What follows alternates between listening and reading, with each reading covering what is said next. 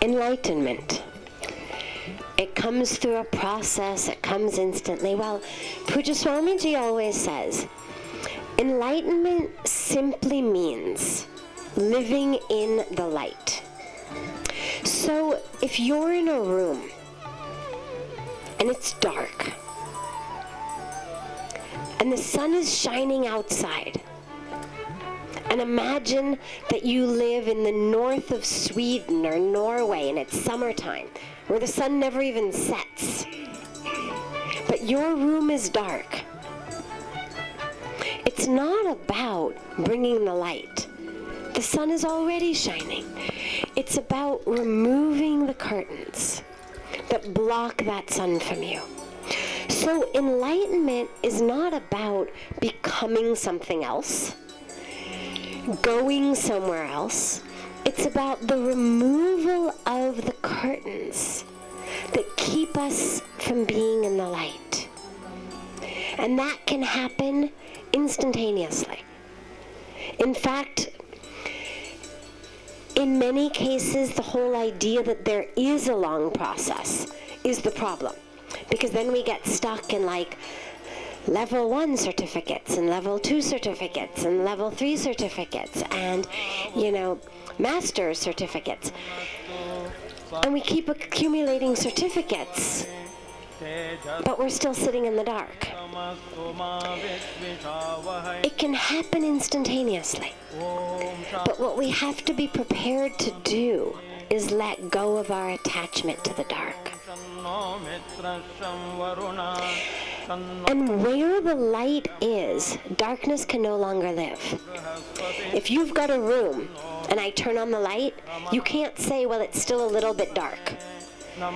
In fact, darkness is not even measurable. There's no such thing as such and such amount of darkness. We measure light.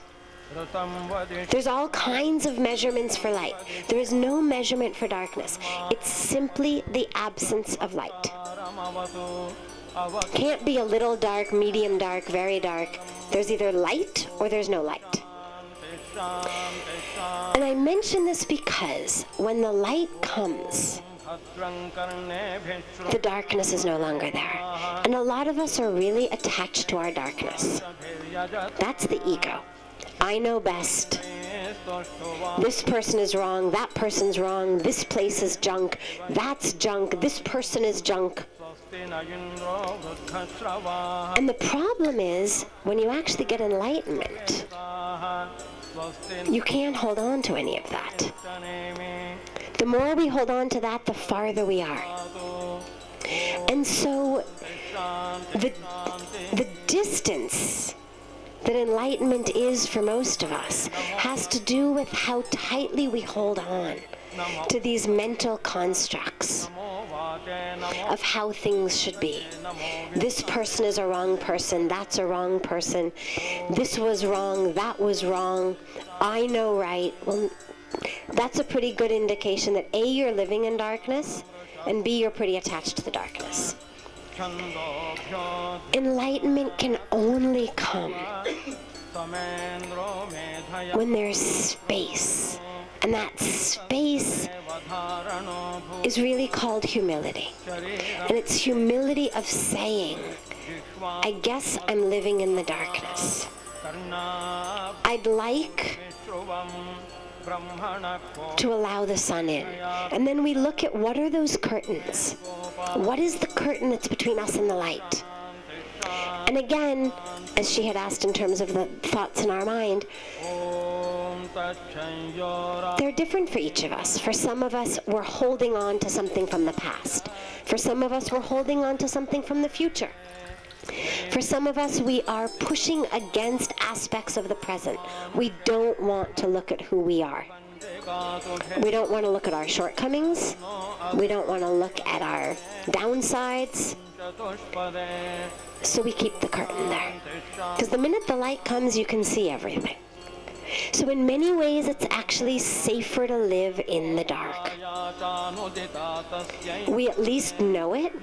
It allows us to continue to feel really good about ourselves, living in our ego, living in our arrogance, living in our illusions. So the only barrier between us and enlightenment is that curtain, or the dirt on our windows, depending on which analogy you prefer. And so it becomes a process of cleaning that away. And the minute that that's cleaned away, the light is there. So that's the only process. It's not about bringing in light from the outside. It's about, what's my curtain? What am I running from inside myself, in my life? Or what am I holding on to in terms of desires, unfulfilled expectations, grudges from the past, whatever it is? That's what forms the curtains. Does happiness last, or is it momentary? Well, there's different types of happiness. I'm not going to get into semantics. A lot of times people will use different words to describe different types of happiness, but we won't go there. We'll just call it short-term happiness and eternal happiness. Short-term happiness is, I had a wonderful piece of chocolate cake. I was very happy eating it, particularly in the first few bites. After that, you tend to get a little sick. But the first few bites of that chocolate cake made me really happy.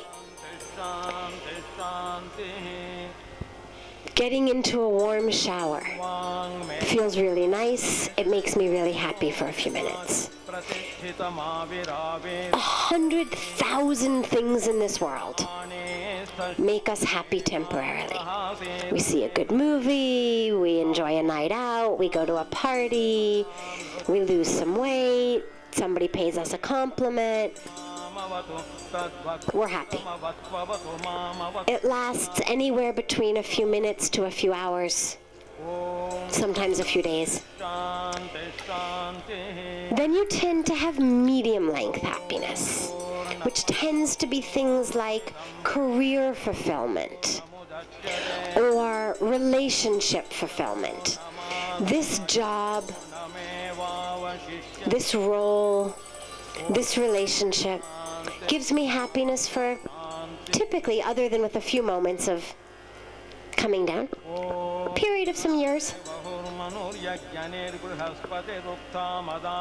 The only thing that gives us eternal happiness is that spirituality, that sense of connection inside. It's the only way, and the reason is everything else is based on things outside. And the external world, the nature of it is change. Whether it changes instantaneously, hourly, monthly, or yearly, the nature of the universe is change. And so if our happiness is based on anything in the world around us, it's going to change. The eternal happiness has to be based on something that doesn't change. And the only thing that doesn't change is that connection to that which is eternal, which is the divine. And again, it doesn't matter religiously, spiritually, whether you feel the divine inside you or you worship the divine outside of you, with form, without form, in Mother Nature, in children. There's as many infinite ways to worship the divine as the divine is infinite.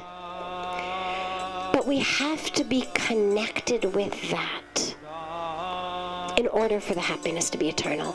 Otherwise, it's going to keep going up and down, and it's just a matter of how long the upper wave lasts. But eventually, the nature of it is it will come down.